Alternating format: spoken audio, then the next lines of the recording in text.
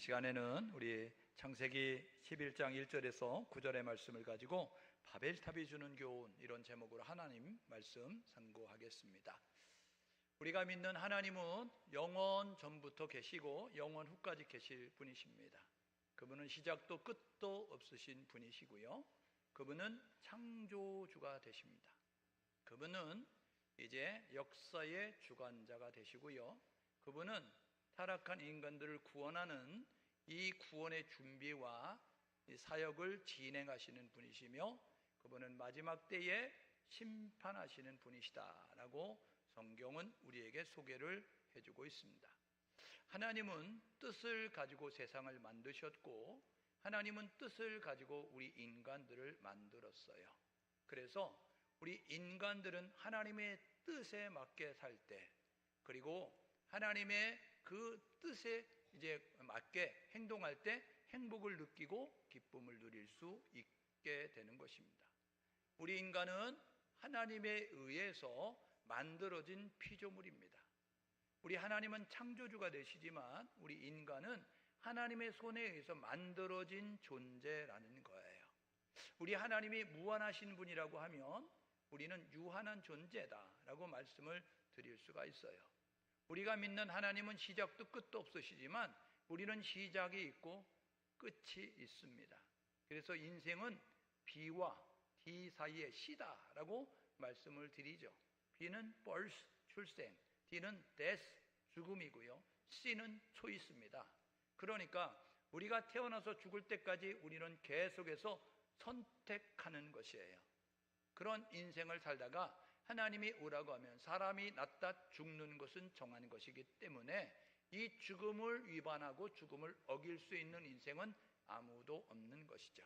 그러므로 우리 인간들은 창조주가 되시는 하나님을 바로 알아야 되고, 그리고 우리의 그 존재를 바로 알게 되어질 때에 그때의 바른 자세를 가지고 살게 되는 것입니다.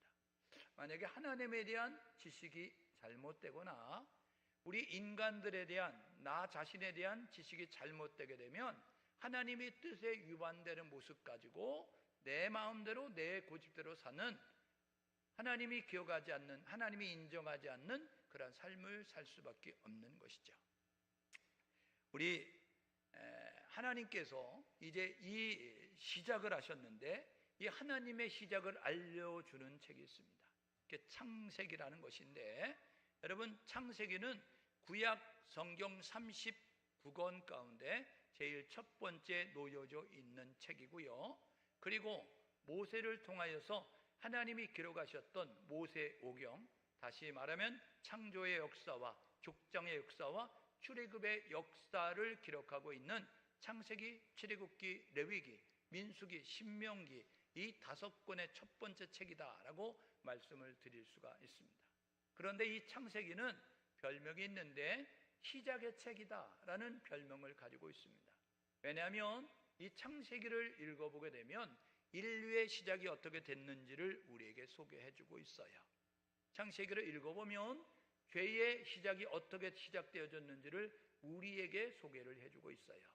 그런가 하면 이제 족장들이 어떻게 시작이 되어졌는가를 우리에게 소개를 해주고, 그리고 이제 구원의 사역을 하나님이 어떻게 이끌어 가시는가를 우리에게 말씀해주고 있는 것을 소개하고 있기 때문에 창세기는 시작의 책이다라고 말씀을 드리죠. 창세기는 50장으로 이루어져 있는데 이걸 두 부분으로 나눌 수 있다라고 말씀을 드리는 것이죠. 창세기 1장에서 11장까지는 창조 시대로 보면서 이때에 하나님께서 4가지 사건이 있었다는 것을 우리에게 소개를 해주고 있어요. 그런가 하면 창세기 12장에서 50장까지는 족장 시대로 하나님이 한 사람을 주목하시고 그 사람을 통하여서 민족을 이루기 위하여서 하나님이 구속의 역사를 이끌으셨던 것을 소개해주고 있기 때문에 족장 시대다라고 이야기하는데, 여기에는 4명의 족장이 있습니다. 여러분, 창세기 1장에서 11장까지 보게 되면 4대 사건을 소개하고 있습니다. 창세기 1장, 2장의 내용을 보게 되면 하나님께서 창조하셨다라는 것을 우리에게 말씀해 주고 있는데요, 창세기 1장 1절에 보게 되어지니까 태초에 하나님이 천지를 창조하셨다라고 말씀하고 있습니다. 언제? 태초에. 누가? 하나님이 무엇을? 천지를 어떻게 창조하셨다라고 말씀하고 있습니다. 그리고 이 창세기 2장 4절 하반절에 보니까 하나님께서 지천을 창조하셨다라고 이렇게 이야기하는 것이죠. 그러니까 창세기 1장 1절은 천지를 창조하셨다고 이야기하고 창세기 2장 4절 하반절에 보니까 지천을 창조하셨다라고 이렇게 이야기합니다. 이거는 관점을 다르게 보기 때문에 천지, 지천 이렇게 말씀하고 있음을 우리가 보게 되는 것이죠. 그런가 하면 3장에서 5장까지의 내용에 보게 되면 어떤 내용이 있느냐면 하나님이 창설한 에덴 동산에 그 위임 명령을 받아 거하고 있었던 아담과 하와가 하나님 말씀에 불순종한 그 사건을 우리에게 소개를 해주고 있어요. 그래서 이것을 인간의 타락이다라고 말씀하게 되어지면서 선악과 사건을 통해서 하나님 앞에 불순종한 인간을 소개하고 있습니다. 하나님께서 창세기 2장 17절에 이렇게 말씀하죠. 뭐라고 이야기하냐면 너희들이 동산에 있는 것들은 마음대로 먹어라. 그런데 동산 중앙에 있는 선악을 알게 하는 나무의 열매는 따먹지 마라. 정령 죽으리라 라고 말씀하게 되어졌는데 하나님처럼 되고 싶은 욕망, 사단의 유혹에 넘어져서 결국 하나님이 명하셨던 선악을 알게 하는 나무의 열매는 따먹지 마라. 정령 죽으리라. 나는 그 명령을 위반하여서 그것을 범함으로 그들에게 하나님의 징계와 저주가 찾아오게 되어졌지요. 그리고 난 다음에 그 아담의 후손들이 번성을 하게 되어졌을 때 이 세상에 있는 인간들이 죄가 관영하게 되어졌어요. 그리고 사람들의 마음이 생각하는 것이 항상 악함을 보시면서 성경은 이야기하는데 하나님이 사람 지으심을 한탄하셨다라고 이야기합니다. 왜냐하면 이 아담과 하와가 범죄하고 난 다음에 그의 이제 자식들로 태어난 그 후손들은 핏줄 속에 아주 나쁜 고약한 습성들이 있는데 그건 틈만 나면 죄를 지으려고 하는 거예요. 우리가 거짓말하라고 가르치지 않아도 우리 자식들은요 성장하면서 삶의 현장 가운데서 유불리에 따라 내가 유리하면 거짓말하고 내가 불리하면 거짓말하고 나의 욕심을 채우기 위해서 거짓말하고 남을 속이고 이런 일들을 행하며 또 나의 욕심을 채우기 위해서 힘이 약한 자들을 이제 누르기도 하고 강제적으로 빼앗기도 하는 그런 모습을 갖게 되는 것이죠. 그래서 하나님이 인간 지으심을 한탄하셔서 하나님이 물로 심판하시려고 하는 거예요. 하나님이 물로 심판하시려고 할 때에 그때에 이 죄를 지은 사람은 심판을 받지만 죄를 짓지 않는 그 사람은 하나님이 보호하셔야 되기 때문에 하나님이 노아의 식구를 보면서 이 노아에게 이렇게 말합니다. 방주를 지어라.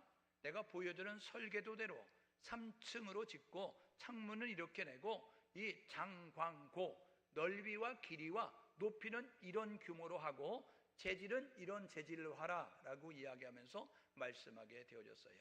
그래서 심판 때에 모든 것들이 다 물에 잠겨 죽게 되는데 이 하나님의 설계도대로 하나님의 말씀대로 다 준행해서 지었던 방주는 방향키도 없는 이 네모난 모양을 가지고 있었던 방주였는데 이것은 출애굽기에 보면 모세가 타고 있었던 그러한 이제 갈대 상자와 같은 것인데 그런데 하나님이 보호하셔서 그 속에서 안전하게 생명을 보존받는 역사가 있게 되어졌습니다. 그래서 창세기 6장에서 9장까지는 인간의 타락과 그리고 하나님의 홍수 심판을 이야기하고 있습니다. 그리고 난 다음에 우리가 읽었던 11장의 내용을 보게 되어지니까 이제 바벨탑 사건을 통해서 교만한 인간, 그러니까 대적하는 하나님을 대적하는 인간들의 그 행동에 대해서 소개하고 있는 내용을 우리가 보게 되는 것이죠. 창세기 5장에서는 아브라함의 족보가 나오고 창세기 10장에서는 이 노아 홍수 다음에 노아의 후손들의 족보가 나오고 있습니다. 그래서 하나님은 이 4대 사건을 통해서 창조주 하나님에 대한 이 죄가 이 피조물로 지음받은 사람들의 죄가 점점 확장되고 있는 것을 소개합니다. 창세기 3장에서는 아담과 이 하와가 개인적으로 죄를 지었어요. 창세기 4장에서는 아담의 장자였던 가인이 동생 차자를 돌로 죽이는 개인적인 죄였어요. 그런데 창세기 6장에 가게 되어지니까 이 죄가 개인적인 그런 범위를 뛰어넘어서 집단으로 공동체로 이루어져서 함께 죄를 짓는 모습을 가지고 있는 것입니다. 죄의 속성 가운데 하나가 급속하게 확산되는 거예요. 그래서 이 히브리서 12장 14절에 보니까 죄와는 피 흘리까지 싸워라 라고 이야기하는 것이 뭐냐면 이 죄의 오염성이 크기 때문에 죄의 확산성이 이제 너무나 빠르기 때문에 그것들에 대해서 너희들이 안일하게 생각하지 말고 죄를 물리치기 위해서 노력하라. 피 흘리까지 싸워야 된다라고 말씀하는 것을 우리가 보는 것이죠. 여러분, 노아 홍수 다음에 노아의 식구 8명이 배에서 남았어요. 그래서 우리 한문에 보게 되면 배선자를 어떻게 쓰느냐? 배선자는 배주자 더하기 8팔자의 입구자입니다. 그러니까 여러분 배주자는 여러분 배선자는 배에 8명에 타고 있었다라는 모습을 가지고 이렇게 소개를 하고 있는 것이거든요. 노아 홍수 다음에 여러분 8명의 식구가 방주에서 나왔어요. 그때 창세기 9장 15절 16절에 하나님이 이렇게 말씀하십니다. 노아야, 내가 다시는 물로 세상을 심판하지 않겠다. 내가 다시는 물로 심판하지 않을 약속의 징표는 무지개야. 그러니까 이 무지개를 보면 하나님이 심판하지 않는다는 사실을 믿어라. 물로 심판하지 않는다는 것을 믿어라 라고 말씀하게 되어졌어요. 노아 홍수 후에 백성들이 나뉘게 됐습니다. 여러분, 노아 홍수 때 방주에 타고 있었던 사람은 노아와 부인과 그리고 셈, 함, 야벳과 그리고 셈의 부인과 함의 부인과 야벳의 부인 8명이 타고 있었거든요. 이 8명들이 나와서 이제 창세기 10장에 보니까 자식들이 번성하게 되어졌다라고 이야기하는 거예요. 여러분, 그래서 창세기 10장 1절에서 5절에 보니까 그 노아의 아들 셈, 함, 야벳 가운데서 먼저 야벳을 이야기한다고요. 뭐라고 이야기하면 창세기 10장 1절에 야벳의 아들은 이야기하면서 소개를 하는데 야벳의 아들은 누구고 누군데 이들을 통하여서 5절에 보니까 여러 민족으로 나뉘었다. 창세기 10장 6절에 보니까 함의 아들은 누구다 라고 이야기한 다음에 20절에 보니까 이 함의 아들을 통해서 여러 민족과 언어와 종족들로 나눠지게 됐다라고 이야기합니다. 창세기 10장 21절에 보니까 이 셈은 야벳의 형이다라고 이야기합니다. 여러분, 셈은 함과 야벳의 형이에요. 그런데 여러분, 모세가 의도적으로 기록한 것은 뭐냐면 이 셈은 야벳의 형이다, 함의 형이라는 사실을 빼버렸어요. 하나님은요, 우리 인간들의 관심을 갖고 있는데 누구에게 관심을 갖고 있냐면 하나님의 뜻대로 살아가는 사람에게 관심을 갖고 있습니다. 그래서 하나님이 심판하실 때 먼저 보는 것이 있는데 생명책에 이름이 있는가 보는 거예요. 생명책에 이름되지 않는, 기록되지 않는 사람은 하나님이 그냥 지옥불로 쓸어넣어 버리시고 관심도 갖지 않는 모습을 갖는 것입니다.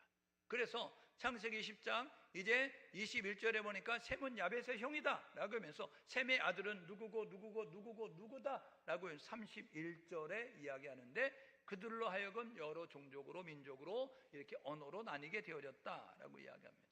그런데 창세기 10장 25절을 주목해 보셔야 되는데 여러분, 창세기 10장 25절에는 뭐냐면 그때의 세상이 나뉘었더라 라고 이야기하는 거예요. 그러면 그때가 언제냐? 여러분, 그때의 세상이 나뉘었다? 이거는 한 사건이 있었다는 거예요. 그 전에는 우리가 살고 있는 이 지구가 한 대륙으로 있었다는 거예요. 그런데 하나님께서 그때의 이 땅에 지진을 내심으로 말미암아 융기와 치마를 통하여서 물이 한 곳에 모이고 땅이 갈라져서 5대양 6제주로 나눠지게 됐다는 거예요. 그래서 10장 25절에 그때의 세상이 나뉘었다, 이것을 통하여서 5대양 6제주, 우리가 살고 있는 이런 것들로 나눠지는 모습을 갖게 되었는데 32절에 이야기하죠. 노아 홍수 이후에 노아의 후손들을 통해서 백성들이 나뉘었다라고 이렇게 이야기하는 것입니다.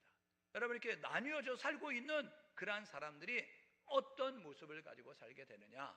그들 가운데 여러분, 우리가 읽었던 10장 여러분 6절부터 8절 말씀을 보니까 이 함, 10장 6절은 함의 아들 이야기하잖아요. 거기 7절에 보니까 함이 이렇게 아들을 낳았는데 그 아들들 가운데 구스가 있었다라고 이야기하고, 8절에 보니까 구스의 아들 가운데 니므롯이 있었다라고 이야기하는데, 이 니므롯은 누구냐 하면 이제 최초의 용사이고, 그리고 하나님 앞에서 사냥꾼이었다라고 이야기합니다. 니므롯의 뜻은 뭐냐 하면 배반하다라는 뜻을 가지고 있어요.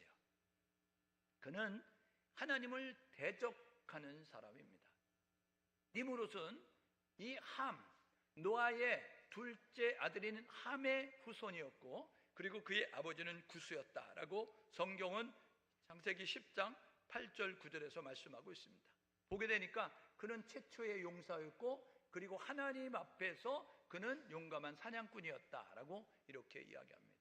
그가 한 일이 뭐냐 하면 하나님을 대적하는 사람이었던 니므롯이 도시를 건설하고 그리고 제국을 건설하는 사람이 되어져서 의기투합해서 뜻을 같이 하는 사람들이 모여서 만든 것이 바벨론.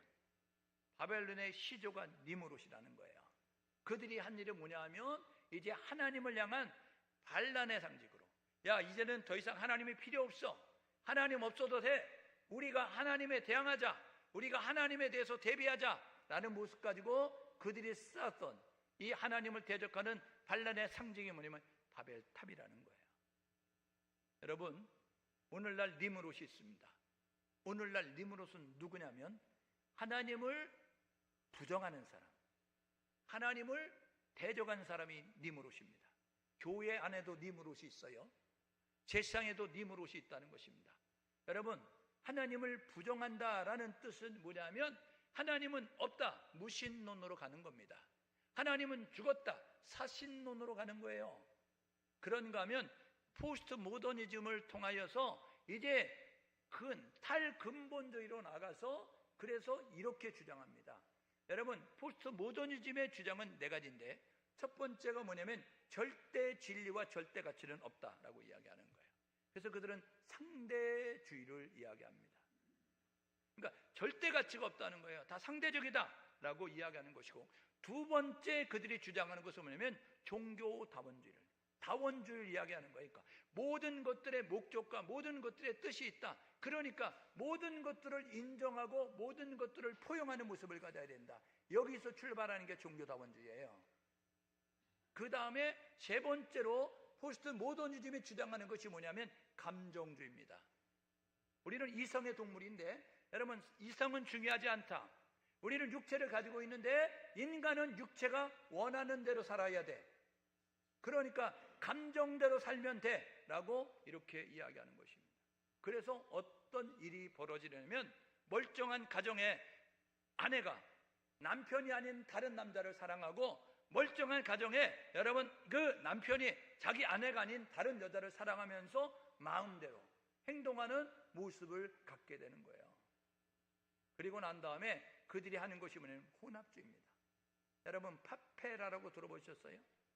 파페라는 합성어인데 팝과 오페라의 합성어입니다.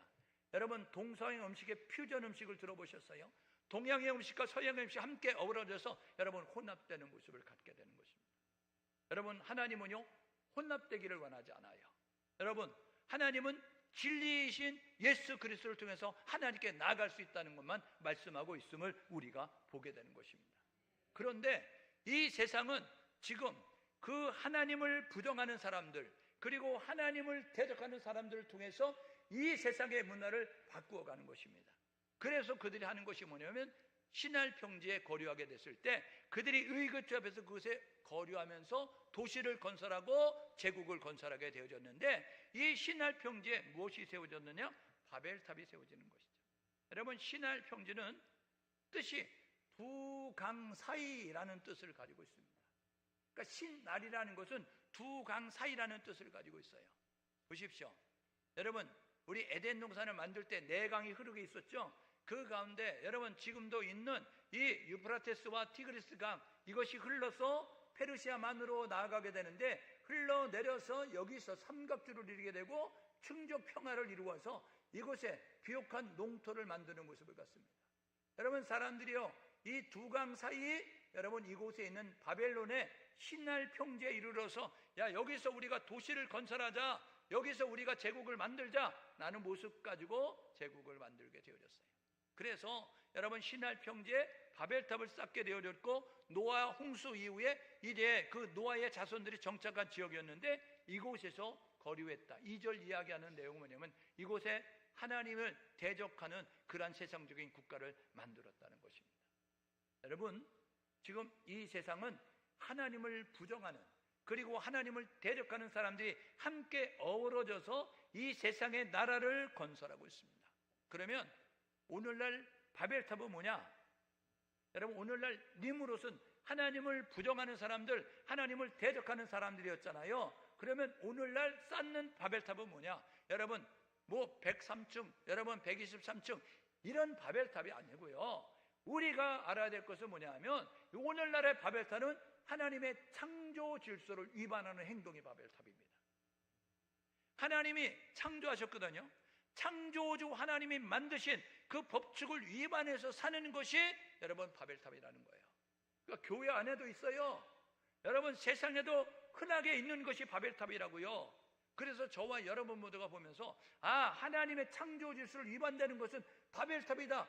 그것은 이룰 수 없다. 그것은 중단될 수밖에 없다라는 사실을 기억하셔서 오늘 저와 여러분 모두가 바벨탑 쌓기를 하나님이 멈추시기 전에 우리가 먼저 멈출 수 있는 우리 모두 될 수 있기를 주님의 이름으로 축복합니다.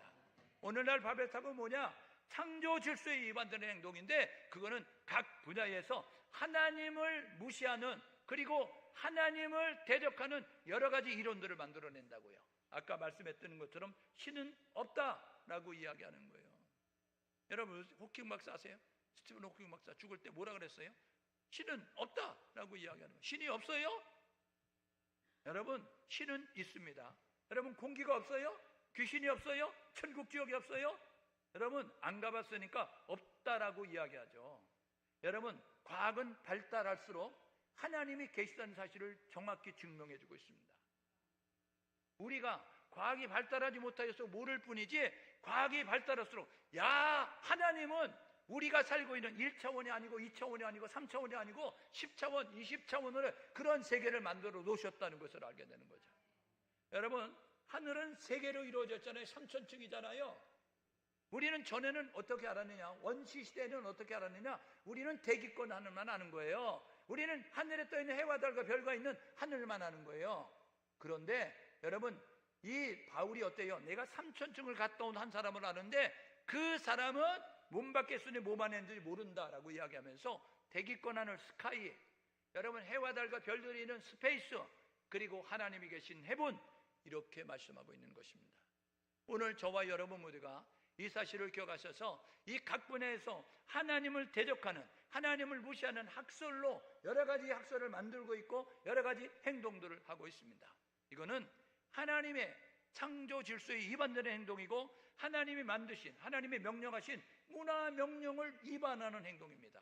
그 가운데 하나가 없는 인간 복제입니다. 여러분 성경은 이야기하는데 우리는 낫다가 죽는 것이 사람의 정한 것입니다. 우리는 영원히 살 수 없어요. 그런데 인간의 욕심은 어때요? 영원히 살기 위해서 끊임없이 과학을 발전시켜서 인공피도 만들어냈어요. 여러분 그리고 인간도 복제하는 모습을 가지고 이렇게 만들어가는 모습을 가지고 영원 이제 불사하기 위한 모습을 가지고 살고 있다고요.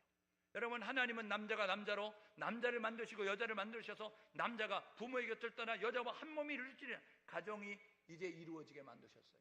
그런데 여러분 창조 질서는 하나님이 남자와 여자가 결혼해서 자식들을 낳으면서 생육과 번성과 충만과 정복과 다스림의 역사를 이루라고 이야기하는데 여러분 하나님을 대적하는 이 문화, 하나님을 무시하는 이 문화가 만들어내는 것이 동성애입니다.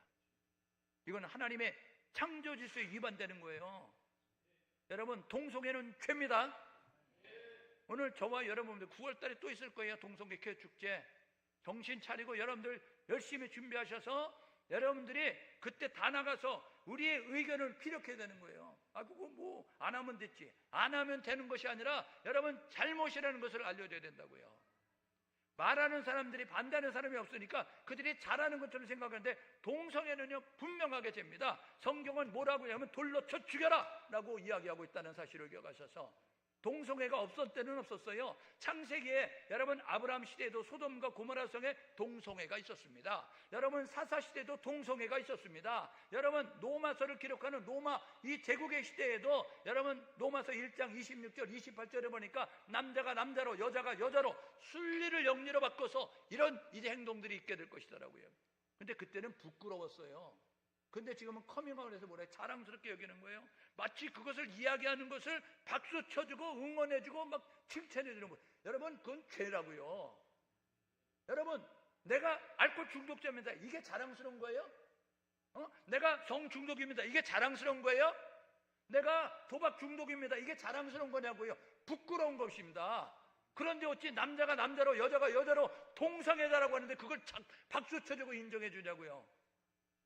오늘 저와 여러분 모두가 잘못된 거로 말할 수 있는 우리 모두 될 수 있기를 주님의 이름으로 축복합니다. 그들은 치료받아야 될 대상이고요, 우리 교회는, 우리 성도들은 그들을 사랑의 모습으로 바른 길로 갈 수 있도록 동성애가 아니라 이성까지 결혼하는 것이고, 이성까지 결혼해서 자식을 낳는 것이 하나님의 창조 질서에 위반되지 않는 행동이라는 사실을 기억하셔서 저와 여러분 그렇게 나아갈 수 있기를 주님의 이름으로 축복합니다. 여러분 이 상대주의로 말미암아 이제 다원주의로 말미암아 어떤 일이 벌어지는, 종교 통합이 이루어지는 거야. CCC가 WCC. 여러분 이 WCC가 뭐예요? 모든 종교에 구원이 있다는 거 아닙니까? 여러분 이거 미치고 팔짝 뛸 일 아니에요? 여러분 모든 종교에 구원이 있다는데 이렇게 가만히 있으면 안 되죠. 여러분들이 아파트에 뭐 여러 동네에 뭐 화장장만 들어와도 뛰들르고 으쌰으쌰 하면서 막 반대하는데, 여러분 모든 종교가 다 똑같다, 모든 종교에 구원이 있다니까 가만히 그런가비요? 하고 가만히 있으면 되겠어요? 우리는 성경대로 믿고 성경대로 살아야 되잖아요. 성경이 뭐라 그래요? 요한복음 14장 6절에 이야기하죠. 내가 곧 길이고 진리고 생명이니 나를 통하지 않고는 아버지께로 갈 수 없다.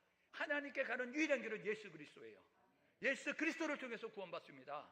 다른 것으로는 구원받을 수 없어요. 우리의 선행이나 우리의 공적이나 뭐 수행이나 이런 것들을 구원받는 것이 아니라 예수의 이름을 불러야 구원받고 예수를 믿어야 구원받으니, 오늘 저와 여러분들과 예수를 믿을 수 있기를 주님의 이름으로 축복합니다.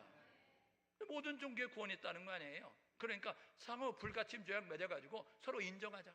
마음에도 인정하고, 그리고 이슬람도 인정하고, 그리고 신주교도 인정하고, 뭐 남녀 호랑객도 인정하고, 불교도 인정하고, 그런 모습 가지고 있죠. 이렇게 이야기한다고요. 여러분 저마다 경전을 가지고 있어요, 종교는. 그리고 그 사람들 알고 착하게 살라고 교훈하고 훈계한다고요. 그런데 구원으로 이끄는 것은 예수밖에 없습니다. 그래서 여러분 감정에 치우쳐서 살라고 하니까 어떤 일이 벌어지냐면, 멀쩡한 가정이 있는데 여러분 그 사람들이 가정을 버리고 사는 거예요. 다른 여자를 사랑하고 다른 남자를 사랑하고, 그리고 여러분 지금 뭐 옛날 얘기 됐죠. 프랑스에서는 어떤 모습이 됐느냐면, 여러분 남자가 여자가 대학생들이 그냥 결혼하기 전에 그냥 동거 문화가 있었어요. 동거 문화는 뭐냐면은 같이 사는 거예요. 같이 살다가 그냥 감정에 치우쳐가지고 그냥 살다가 기분 나쁘면 헤어지는 그런 모습 가지고 있는 거예요. 여러분 이게 오늘날 우리가 살고 있는 하나님을 대적하는 사람들, 하나님을 무시하는 사람들이 쌓아가는 바벨탑인 것입니다. 그러면 하나님을 대적하는 세상 나라가 한 일이 뭐냐? 첫 번째로는요, 문명을 발달시켰습니다. 3절 하반절에 보니까 이렇게 이야기하죠. 야, 우리가 벽돌을 견고히 긋자. 그래서 벽돌을 견고히 긋어서 벽돌로 돌을 대신하고 역청으로 진흙을 대신해서 이렇게, 이게 하나님이 주신 지혜를 가지고 문명을 발전시키는 거예요. 여러분 하나님이 지혜를 주시거든요. 그래서 잠언 1장 7절에, 잠언 9장 10절에 여호와를 경외하는 것이 지혜의 근본이고 지식의 근본이다. 잠언 2장 6절에 여호와께서 지혜를 주시며 이야기했거든요. 잠언 2장 6절에. 여러분 솔로몬이 왕이 된 다음에 하나님 앞에 1천 번째 제사를 드리죠. 그러면서 그거 뭐 했어요? 구한 것이 있습니다. 1천 마리의 수양을 드리면서 하나님 앞에 기도했던 것이 뭐냐? 하나님 저에게 지혜를 주십시오. 누가 주기 때문에? 하나님이 주는 거예요. 하나님이 지혜를 주셨는데 이것을 선용해야 될, 이것을 잘 사용해야 될 사람들이 어떤 모습을 다른 방향으로 사용하는 거예요. 그래서 문명을 발달시키면서 문명이 발달될수록 하는 것이 뭐냐면 하나님은 없다, 무신론, 하나님은 죽었다, 사신론, 이런 것들로 나아가면서 하나님을 대적하는 문화를 만들어가는 모습을 갖는 거예요. 그들이 두 번째 한 일이 뭐예요? 탑을 꼭대기에 쌓자, 그렇게 이야기하는 거예요. 탑을 꼭대기에 쌓는 목적이 뭐였어요? 탑을 꼭대기에 쌓는 것은 그들이 조상들로부터 들었던, 야, 우리 옛날에 우리 조상들이 이 홍수 때문에 죽을 일 뻔했대, 홍수 때문에 다 죽었대, 이야기하니까 탑을 하늘까지 쌓아가지고 물로 잠겨서 죽는 일을 막아내자. 하나님 말씀에 불순종입니다. 하나님 뭐라 그랬어요? 무지개를 주면서 내가 물론은 심판하지 않겠다라고 이야기하는데 하나님에 대한 불신앙의 모습을 갖는, 약속을 믿지 못하는 것입니다. 여러분, 민수기 23장 19절에 뭐라 그래요? 민수기 23장 19절은 이야기하는데 하나님은 사람이 아니니 약속한 것을 시행하지 않겠냐? 하나님은 인생이 아니니 말하는 것을 시행하지 않겠냐? 여러분, 우리 인간은 뻥칠 때가 많아요. 우리 인간은 거짓말할 때가 많다고요. 그런데 우리 하나님은 거짓말 안 하십니다. 왜요? 전능하시니까. 그분은 모든 것을 다 이룰 수 있으니까 말한 대로 진행하면 되는 거예요. 근데 우리 말한 대로 진행이 안 되니까 거짓말한다고요. 그런데 여러분, 이 하나님이 물로 심판하지 않겠다 믿어야 되는데 내가 연약하니까 하나님도 연약할 거야, 내가 부족하니 하나님도 부족할 거야, 하나님을 믿지 못하는 모습을 갖는. 그래서 그들이 뭐라 그래요? 야, 하늘까지 탑을 쌓도록 우리가 쌓자. 그 다음에 뭐라? 우리 이름을 내자는 거예요. 여러분, 이건 엄청나게 잘못된 겁니다. 우리는 피조물이에요. 하나님이 우리를 만드신 목적은 뭐냐면요, 영광 받기 원하시는 거예요. 그래서 고린도서 10장 31절에 그런즉 먹든지 마시든지 무엇을 하든지 하나님의 영광을 위하여 하라. 여러분, 로마서 14장 8절에 뭐라고 이야기하면 죽어도 하나님의 영광을 위하여, 살아도 하나님의 영광을 위하여. 왜냐하면 우리는 하나님의 것이 되어졌으니까. 우리는 먹어도 마셔도 무엇을 하든지 하나님의 영광을 위하여, 죽어도 하나님의 영광을, 살아도 하나님의 영광을 위해서 사는 존재가 되는 거예요. 그래서 이사야서 42장 8절에 이야기합니다. 하나님이 이렇게 말씀하십니다. 내가 나의 영광을 다른 자에게, 그리고 나의 찬송을 우상에게 빼앗기지 아니하리라. 하나님은요, 영광을 뺏기지 않겠다는 거예요. 사도행전 12장에 헤롯이라고 하는 사람이 있죠. 야고보를 칼로 죽이니까 사람들이 박수치고 좋아하는 거예요. 야, 이것들 봐라, 이 예수 믿는 사람 주니까 너무 좋아하네. 그래서 그가 더 예수 믿는 사람 핍박합니다. 그러다가 사도행전 12장 21절 이하에 보게 되면 그 헤롯이 왕복을 입고 연설하러 나섰어요. 그래가지고 연설을 합니다. 그랬더니 사도행전 12장 23절에 뭐라 그러면요, 사람들이 이는 사람의 소리가 아니고 신의 소리다 라고 이야기하면서 헤롯을 막 높입니다. 그랬더니요, 헤롯이 영광을 가로채는 거예요. 여러분, 지혜를 누가 주신다고요? 하나님이. 우리를 누가 만드셨어요? 하나님이. 그러니까 우리는 살아도 죽어도 하나님의 영광을 위해서 살아니까 내가 영광 받을 자리가 있으면 하나님이 하셨습니다. 이렇게 이야기해야 되는데 헤롯이 영광을 가로채가지고 자기가 하나님의 영광을 가로채니까 하나님이 뭐라 그래요? 사도행전 12장 23절에 충이 먹어 죽었다, 이렇게 이야기하고 있는 것입니다. 여러분이 한 일이 있어요? 우리 교회가 한 일이 있습니까? 우리 교회가 한 거 아니에요.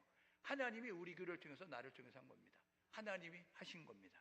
지금 우리가 하는 일이 있어요? 그거요, 하나님께서 많은 사람 가운데, 많은 교회 가운데 우리를 축복하시고자 우리를 택하셔서 하시는 일이에요. 내가 하는 것이 아니고 하나님이 하는 것입니다. 여러분, 계획을 세우고 있어요? 그거 내가 할 거 아닙니다.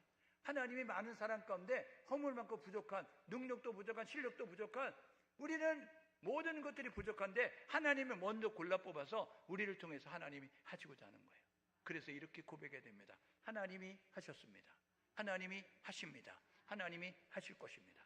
하나님을 고백하는 모습 가지고 나아가는 우리 모두가 될 수 있기를 주님의 이름으로 축복합니다. 네 번째로 그들이 한 일이 뭐예요? 야, 우리가 탑을 쌓아가지고 그래가지고 이제 홍수 때 우리가 죽는 일을 면하자, 그리고 이제 우리가 흩어짐을 면하자 라는 모습 가지고 흩어짐을 면하자고 줬어요. 여러분, 이거는 하나님의 명령을 대놓고 위반한 겁니다.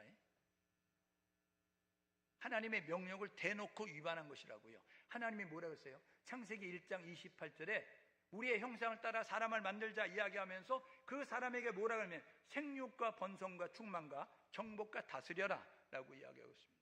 이게 인간을 창조하신 하나님이 주신 명령, 노아 홍수 다음에 창세기 9장 1절에 노아 홍수 다음에 노아의 식구들에게 이야기하기를 생육과 번성과 충만과 이런 것을 명령하셨어요.